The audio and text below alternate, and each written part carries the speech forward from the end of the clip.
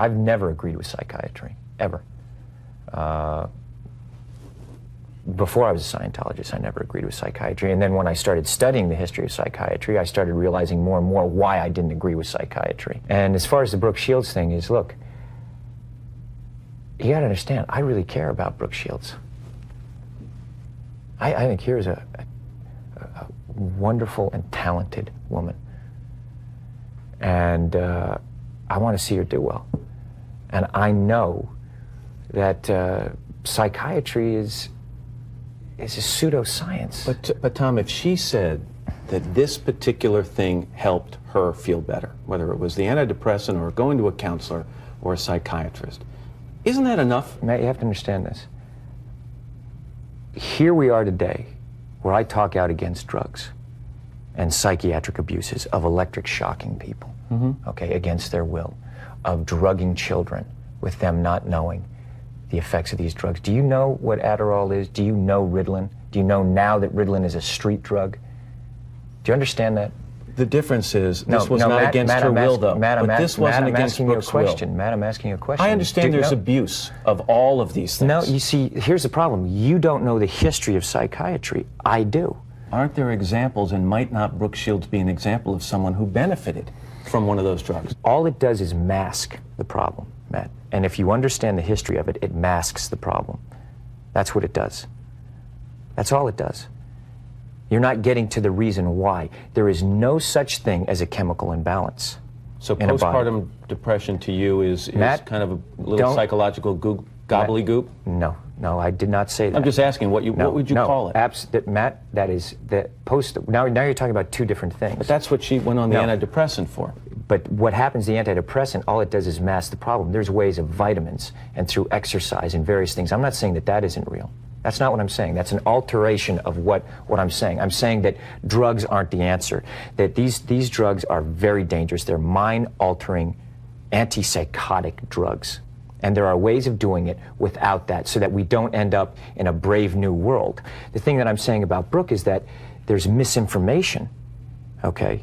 And she doesn't understand the history of psychiatry. She doesn't understand in the same way that you don't understand it, man. But a little bit what you're saying, Tom, is you say you want people to do well, but you want them to do well by taking the road that you approve of, as opposed to a road that may work for them. No, I'm not. Well, if antidepressants work for Brooke Shields, why isn't that okay? I disagree with it.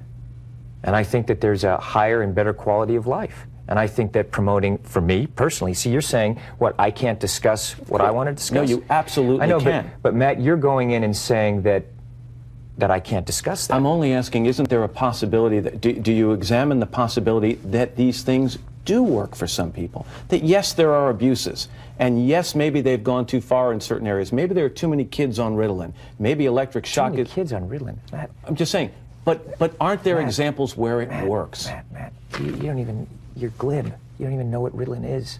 If you start talking about chemical imbalance, you have to evaluate and read the research papers on how they came up with these theories, Matt. Okay, that's what I've done.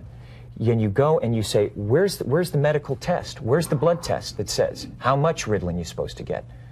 It's very impressive to listen to you, because clearly you've done the homework and you know the subject. And you should. And you should do that also, because just knowing people who are on Ritalin isn't enough. You should be a little bit more responsible in knowing I'm not prescribing Ritalin, Tom, and I'm not asking anyone else to do it. Well, you are. You're saying no. I know some people who seem to have been helped by it. But you're saying, but it's like, this is a very important issue. This is a very, and you know what? And you're here on the Today Show, right? And to talk about it in a way of saying, well, isn't it okay, and being reasonable about it when you don't know, and I do. I think that you should be a little bit more responsible in knowing what it is, because you communicate to people. But you're now telling me that your experiences with the people I know, which are zero, are more important than my experiences. What do you mean by that? You're telling me what's worked for people I know, or hasn't worked for people I know, and I'm telling you I've lived with these people, and they're better. So you're advocating it? I am not. I'm telling you, in their case, individual case, it worked. I am not going to go out and say, get your kids on Ritalin, it's the cure-all and the end-all. Matt, but here's the point. What is an ideal scene in life? Okay? ideal scene is someone not having to take antipsychotic drugs. I would agree. Okay, so now you look at it and you go, okay, a departure from that ideal scene is someone taking drugs. Okay, and then you go, okay, what is the theory and the science behind that? Look, if I want to know something, I go and find out. Because I don't talk about things that I don't understand. I'll say, you know what? I'm not so sure about that. I'll go find more information about it so I can come to an opinion based on the information that I have.